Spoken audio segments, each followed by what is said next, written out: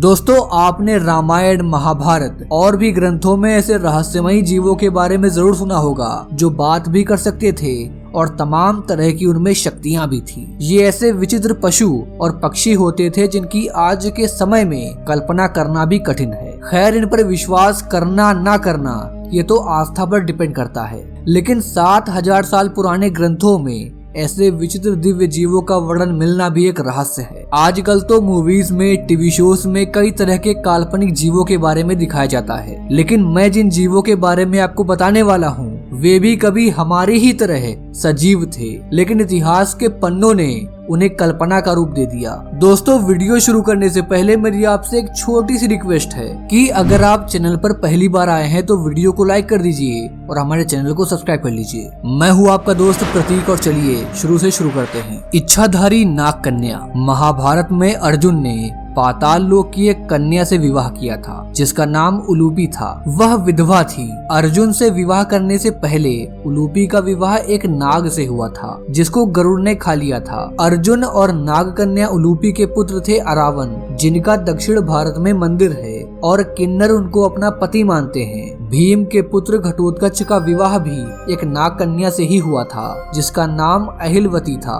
गरुड़ माना जाता है कि गिद्धों की एक ऐसी प्रजाति थी जो बुद्धिमान मानी जाती थी और ये भगवान विष्णु का वाहन है। कहा गया है कि ये एक शक्तिशाली, चमत्कारी और रहस्यमयी पक्षी था। प्रजापति कश्यप की पत्नी विनता के 2 पुत्र हुए, गरुड़ और अरुण। गरुड़ भगवान विष्णु की शरण में चले गए और अरुण सूर्य के सारथी बन गए। कामधेनु। देवता और दैत्यों द्वारा किए गए समुद्र मंथन से एक गाय भी निकली थी जिसे कामधेनु कहा गया। पहले यह गाय जिसके पास होती थी उसे हर तरह से चमत्कारिक लाभ होता था। इस गाय के दर्शन से ही मनुष्य के हर काम सफल हो जाते थे। दैवीय शक्तियां प्राप्त कर चुकी कामधेनु गाय का दूध भी अमृत के समान माना जाता था। ये जहाँ भी रहती थी वहाँ का ऐश्वर्य कभी खत्म नहीं होता था। संपाति और जटायु। ये दोनों पक्षी राम के काल में थे। पुराणों के अनुसार संपाति बड़ा था और जटायु छोटा था। ये दोनों विंध्याचल पर्वत की तलहटी में रहने वाले निशाकर ऋषि की सेवा करते थे।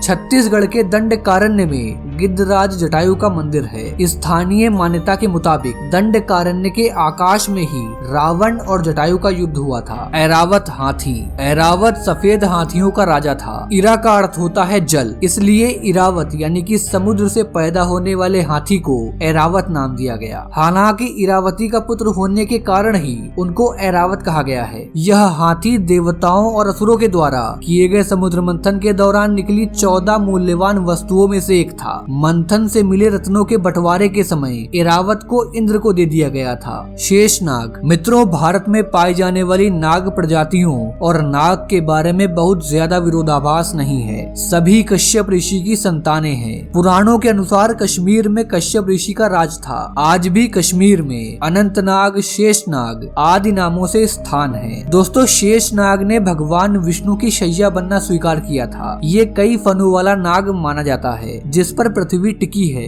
ऐसी मान्यता है। वानर मानव। राम के जन्म के पूर्व हनुमान जी का जन्म हुआ था, यानी आज से लगभग 7129 वर्ष पूर्व हनुमान जी का जन्म हुआ था। शोधकर्ता कहते हैं कि आज से 9 लाख वर्ष पूर्व एक ऐसी विलक्षण वानर जाति भारत में मौजूद थी जिसके साक्ष्य भी मिले हैं। रीछ मानव। रामायण काल में रीछ नुमा मानव भी होते थे। जामवंत इसका उदाहरण है। जामवंत भी देवकुल से थे। भालू या फिर रीछ उर्सीडे परिवार का एक स्तनधारी जानवर है। इसकी अब सिर्फ 8 प्रजातियां शेष बची हैं। संस्कृत में भालू को रीछ कहते हैं जिससे रीछ शब्द उत्पन्न हुआ, लेकिन ये रीछ इंसानों से बात नहीं कर सकते हैं। उच्चैश्रवा घोड़ा। दोस्तों, घोड़े तो कई हुए लेकिन सफेद रंग का उच्चैश्रवा घोड़ा सबसे तेज और उड़ने वाला घोड़ा माना जाता है। उच्चैश्रवा के कई अर्थ हैं, जैसे जिसका यश ऊंचा हो, जिसके कान ऊंचे हो या जो अश्वों का राजा है। यह घोड़ा भी समुद्र मंथन से ही निकला था। दोस्तों, ये सभी विचित्र पशु और पक्षी